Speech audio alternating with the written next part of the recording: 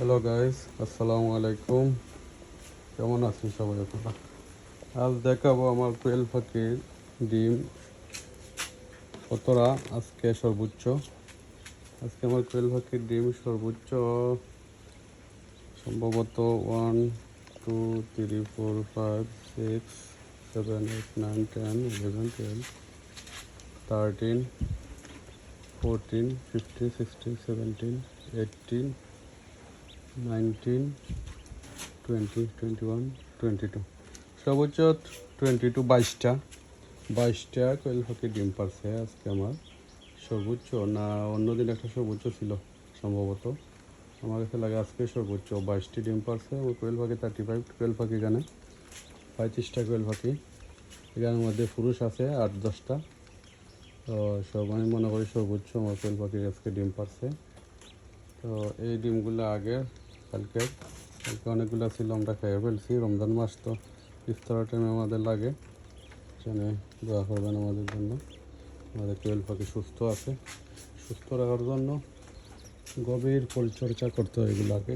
পানি পাত্রগুলো পরিষ্কার করে দিয়ে দিচ্ছে পানি, ও তাও ফিল্টারের পানি। এগুলো আমাদের 700 ফুট 750 ফুট গভীর নলকূপ আছে আমাদের পানির, আমরা সেই পানি খাই। তো সেই পানি আমি আমার কোয়েল পাখিকে খাওয়াই।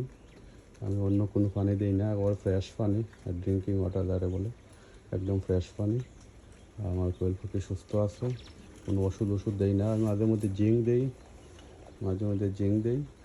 এই জিঙ্কগুলো দেই এটা। তো আলহামদুলিল্লাহ আমার কোয়েল পাখি সুস্থ আছে।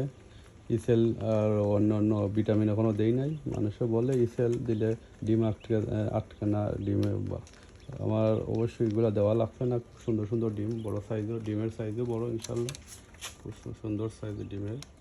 এগুলো ইসেল দেওয়া লাগে না আমার। আমি মনে করি আমাদের যে খাদ্য কাজি লেয়ার 1 খুব ভালো। এই খাদ্যের মধ্যে সব ধরনের প্রোটিন আছে, ভিটামিনের দরকার নয়।